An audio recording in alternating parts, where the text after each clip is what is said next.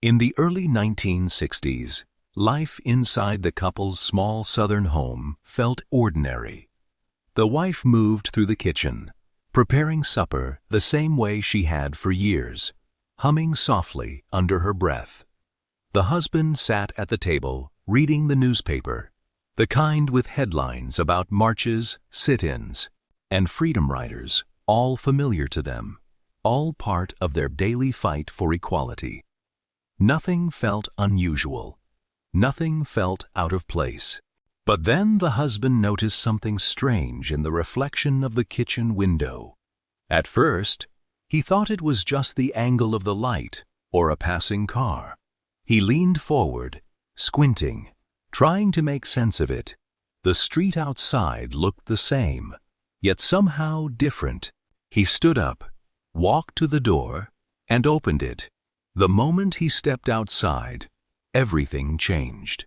He was still on the same porch, still on the same street, but the world around him was no longer the 1960s.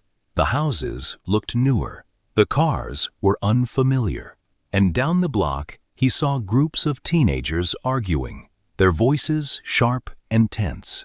Police lights flashed in the distance. The air felt heavier, louder, more chaotic.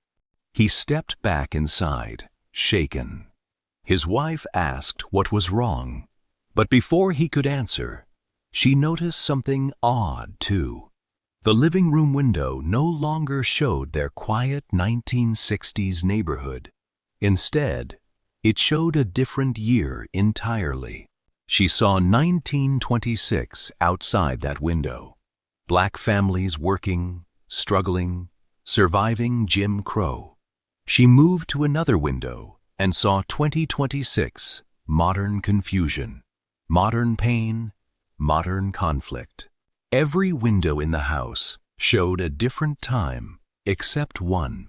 The tiny bathroom window behind the shower curtain still showed their original era. The early 1960s, untouched and unmoved. It was the only piece of normal left in the house. The couple realized the home was no longer just a home. It was a passage, a witness, a warning. By evening, the street outside filled with noise. All three teen groups gathered at the point, the spot directly in front of the couple's home. Around 40 to 45 teens stood there, restless and ready. The neutral group leader stepped forward, commanding the crowd with calm authority. He demanded one man from each crew. He reminded them that nothing like today ever happened on this stretch of street. Older folks lived here. Families respected this block. This was the one place where both sides kept the peace. He said they were going to fix the problem tonight. He demanded one man from each crew. Two young men stepped forward, eager to prove themselves. The neutral leader looked them over and said they would be searched and would have to stay in a house overnight. The boys shrugged, thinking it was nothing. But then the leader pointed directly at the couple's home. "Not your house, that house." One boy stepped back immediately, saying nobody went in that house because people had passed away in there. The couple heard it and felt their worst fear confirmed. The husband told his wife their fight for freedom wasn't over. It had simply changed. They once fought outside for equality.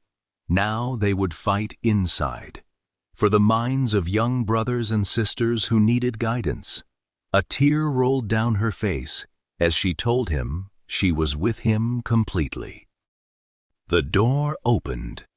The two chosen teens stepped inside. The street outside went quiet, but the silence wasn't peace. It was waiting.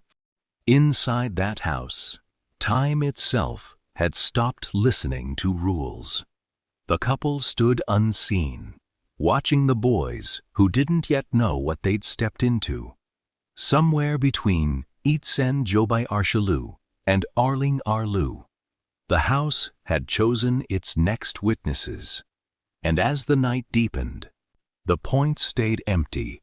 No laughter, no footsteps, just the hum of something unseen moving through the walls. Tomorrow, when the door opens again, not everyone will walk out the same dot. Episode 2, The Return of the Point, coming soon.